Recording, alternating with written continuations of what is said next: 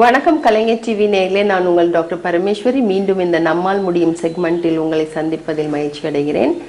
நம்மால் முடியும் அப்படின்ற செக்மெண்ட்ல இருக்கோம் இல்லையா? அப்போ நம்மளால எல்லாம் முடியும் அப்படின்றது தான் நான் இப்போ பேசிகிட்டு இருக்கேன். குழந்தைகள் எக்ஸாமினேஷன்ஸ், மாடல் எக்ஸாம்ஸு, ரிவிஷனு எல்லாம் போயிட்டுருக்கீங்க.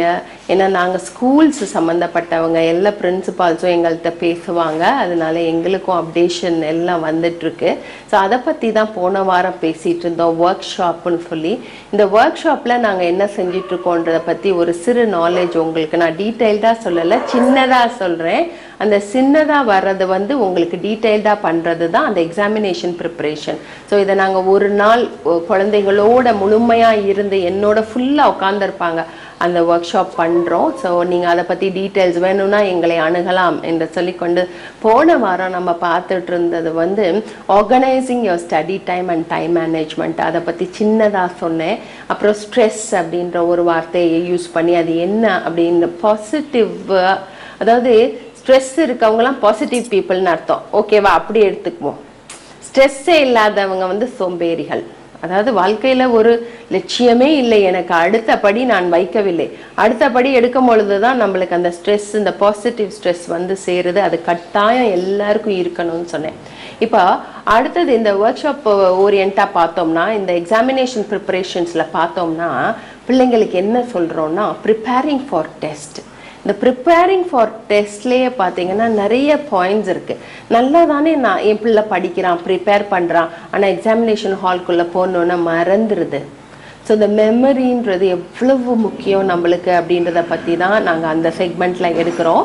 மெமரி அப்படின்னு பார்த்தீங்கன்னா தேர் ஆர் 2 டைப்ஸ்ன்னு ஏற்கனவே நம்ம பேசியிருக்கோம், லாங் டேர்ம், ஷார்ட் டேர்ம்னு சொல்லி. எது ஒன்றை நாம் இமீடியட்டாக மறந்துடுறோமோ அது ஷார்ட் டேர்ம், எதை ஒன்றை நாம் லாங்காக வச்சுக்கணும்னு நினைக்கிறோமோ அது லாங் டேர்ம். அப்போ இதை எப்படி டிஃப்ரென்ஷியேட் பண்ணுறதுனா, வருஷக்கணக்காக எனக்கு இது மண்டையில் ஞாபகம் இருக்கணும்னு நினைக்கிறீங்களே, அது லாங் டேர்ம் மெமரிக்கு போயிடும்.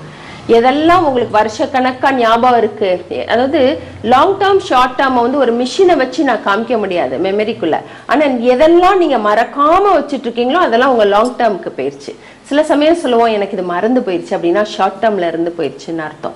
ஸோ லாங் டேர்மில் வைக்க வேண்டியது ஒன்று தான் படிப்பு.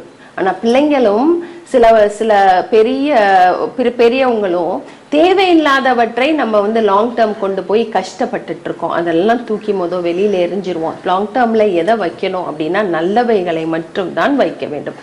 நிறைய பேர் பாஸ்ட்டை லாங் டேர்மில் வச்சுட்டு ரொம்ப கஷ்டப்பட்டு டிப்ரெஷனுக்கு போயிடும்.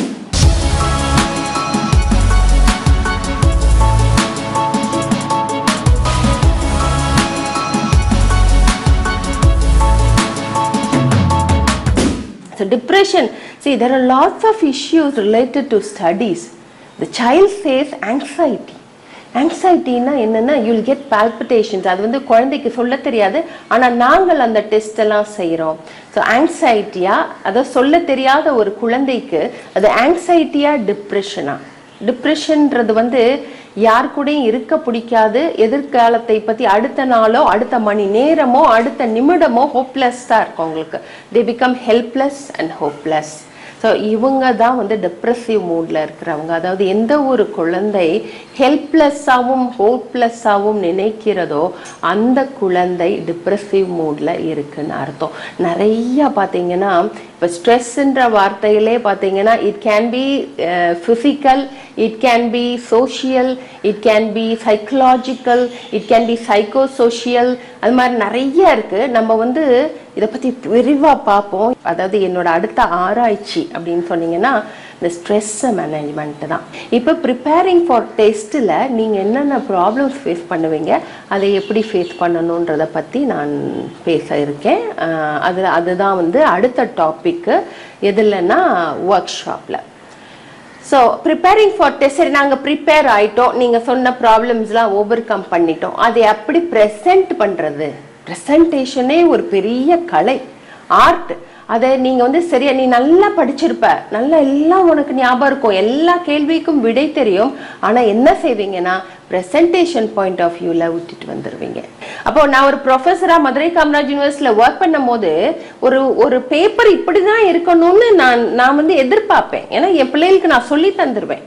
பிரசன்டேஷன் எப்படின்னு சொல்லி தருவேன், எதிர்பார்ப்பேன். ஸோ அந்த ஒரு எதிர்பார்ப்பு என்னவாக இருக்கும் அதை சொல்லித்தரோம். ஒரு டீச்சருக்கு எப்படி ப்ரெசென்ட் பண்ணா பிடிக்கும். உங்கள் குழந்தையுடைய கையெழுத்து நன்றாக இல்லை என்றால் அந்த டீச்சர் மார்க்கை குறைப்பாங்க.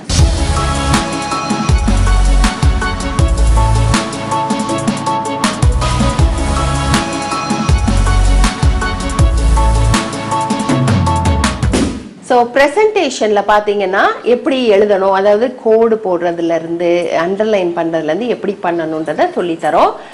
அதாவது டீட்டெயில்டாக சொல்லித்தரது தான் அந்த ஒர்க் ஷாப்பு. அதுக்கு அடுத்து லாஸ்ட்டாக ஒரு மோட்டிவேஷன், உங்களுக்கு கான்ஃபிடென்ஸ் இருக்கணும்ல, இந்த கான்ஃபிடென்ஸ் பில்டிங்க்கு ஒரு எக்ஸசைஸ் பண்ணுறோம். அந்த எக்ஸசைஸ் ரொம்ப அருமையாக இருக்கும். நீங்கள் அந்த ஒரு நாள் அட்டென்ட் பண்ணிட்டு வெளியே போகும் பொழுது you will feel very fresh and energetic. இது குழந்தைகளுக்கு மட்டும் இல்லை, பேரண்ட்ஸுக்கும். பேரண்ட்ஸ் நீங்கள் ரொம்ப என்கிட்ட வந்து வற்புறுத்தி நிறைய பேர் ஃபோன் பண்ணிகிட்டே இருக்கீங்க. வாரம் வாரம் ஷோ முடிஞ்சோன்னே உங்களுக்காண்டி நாங்கள் பேரண்ட் ஒர்க் ஷாப்பும் ஆன் பண்ணியிருக்கோம். நீங்கள் வந்து பிள்ளைகளை தனியாக, பேரண்ட்ஸ் தனியாக தான் வச்சுருக்கோம். உங்களுக்கு உகந்த நேரத்தில் உங்களுக்கு உகந்த நாளில் தான் வச்சுருக்கோம். கட்டாயமாக வந்து பயனடையணும். ஏன்னா இது வந்து எப்படி வந்து ஒரு நல்ல சமுதாயத்தை உருவாக்கலாம் அப்படின்னு நிறைய ஆர்கனைசேஷன்ஸ் இருக்குது நம்ம அதில் நாங்கள் ஒரு சின்ன மணித்துளி, ஒரு கடுகளவு எங்களால் முடிந்த உதவி குழந்தைகளுக்கும் பெற்றோர்களுக்கும் பண்ணி கொண்டிருக்கிறோம். அதில் நீங்களும் பார்த்தா இருந்தால் தான் எங்களால் அடுத்து நகர்ந்து போக முடியும். ஏன்னா நீங்கள் இல்லாமல் நாங்கள் இல்லை அப்படின்றத சொல்லிட்டு, இப்போ அடுத்து பிள்ளைகளுக்கு மெமரி டெக்னிக்கில் பார்த்தீங்கன்னா மைண்ட் மேப்பு, அதாவது லாஸ்ட்டாக நாங்கள் டச் பண்ணுறது அந்த டாபிக்ஸில். ஏன்னா மெமரியில் தான் பிள்ளைங்க ரொம்ப விட்டுட்டு வராங்க. ஸோ அதில் நாங்கள் டச் பண்ணுறது மைண்ட் மேப்புன்னு ஒன்று. அதில் வந்து ஒரே ஒரு இது நான் வந்து காமிக்கிறேன் உங்களுக்கு, எப்படி ஒரு மைண்ட் மேப் பண்ணணும். அதாவது ஒரு லெசன் எடுத்துட்டா அந்த லெசனை எப்படி ஒரே பேஜில் வந்து செய்கிறது அப்படின்றது தான். இன்னொரு மைண்ட் மேப் உங்களுக்கு காமிக்கிறேன். ஸோ இந்த நடுவில் வந்து ஒரு படம் வரும். அந்த அதாவது நடுவில் வந்து மெயின் டாபிக் வந்துடும். அந்த சப் டாபிக்ஸ் எல்லாம் கலர்ஃபுல்லாக வரும் பொழுது 10 பேஜ் இருக்க லெசன் ஒரு பேஜில் பண்ணிடலாமா? பண்ணிடலாம். அப்போ நான் படிச்சிருவேன். அப்போ சில பிள்ளைகளுக்கு இந்த பேஜஸ் கணக்கு தான். ஐயோ 10 பேஜா 15 பேஜா என்னால் படிக்க முடியாது. அப்போது அந்த 10 பேஜையும் 15 பேஜையும் ஒரே பேப்பரில் வைக்கிறது தான் மைண்ட் மேப்பிங். இதை பற்றியும் நாங்கள் சொல்லிக் கொடுக்க போகிறோம். கட்டாயமாக வாங்க இந்த எக்ஸாமினேஷன் ப்ரிப்பரேஷன் ஒர்க் ஷாப்புக்கு என்று சொல்லிக்கொண்டு அடுத்து வரும் வாரங்களில் இன்னும் நிறைய டிப்ஸ் கொடுக்க போகிறேன். தொடர்ந்து பாருங்கள். உங்கள் டாக்டர் பரமேஸ்வரி. நன்றி.